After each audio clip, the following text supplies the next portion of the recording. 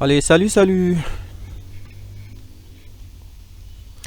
Toujours sur l'introduction, mais en ce qui concerne cette partie, on va se focaliser uniquement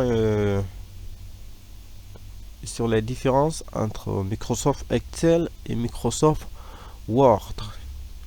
La grande différence entre Word et Excel est que le Microsoft Word n'est spécial que pour des saisies des documents. C'est-à-dire pour la saisie des documents, c'est-à-dire action de faire quoi? Euh, D'écrire les documents de texte tels que les CV, les cartes de mariage, les bulletins, les rapports, les devis simples sans calcul, les demandes, euh, que ce soit maintenant, euh, voilà, pour généraliser, je dis tout simplement les demandes. Tout ce qui ne comporte pas de calcul, alors je vous recommande d'utiliser le Microsoft Word. Mais si c'est pour les calculs, alors là, il vous faut le Microsoft Excel. C'est-à-dire, le Microsoft Excel ici est comme en calculatrice. Voilà, c'est comme en calculatrice. Alors, bref, pour être plus précis, euh, tout simplement, le Microsoft Excel est un calculateur. Il y a tel logiciel qui vous, comme déjà indiqué lors de la définition, vous permet d'effectuer des calculs. Voilà, que ce soit des calculs simples ou des calculs élevés. Allez, c'est fini. Et je vous dirais merci pour votre courage ainsi que votre motivation. Et maintenant, nous allons voir quoi? Euh, les domaines dans lesquels on utilise le Microsoft Excel. Donc ici, il y en a beaucoup, hein, presque c'est indispensable. Donc pour ne vous citer que, voilà, c'est les domaines qui sont en tête. Voilà, dans le domaine de la comptabilité, demandez à ceux qui ont fait la comptabilité ou à ceux qui le font, euh, ils ne peuvent pas faire la comptabilité sans le Microsoft Excel. C'est impossible ça.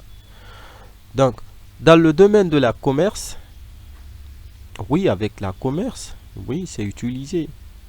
Tel que dans des supérettes, euh, dans des marchés, c'est utilisé, hein, dans des hôtels, etc. Donc, c'est utilisé. Dans le domaine de l'éducation, dans des écoles demandées de nos jours, la plupart de nos professeurs, quand ils veulent calculer les notes, sans qu'ils ne se trompent, ou sans plus tarder, euh, ils utilisent le Microsoft Excel, même si ils n'en ont pas la maîtrise du Microsoft Excel, mais euh, quand même, ils l'utilisent mieux. Ils l'utilisent mieux. Et la plupart des professeurs l'utilisent pour calculer des notes.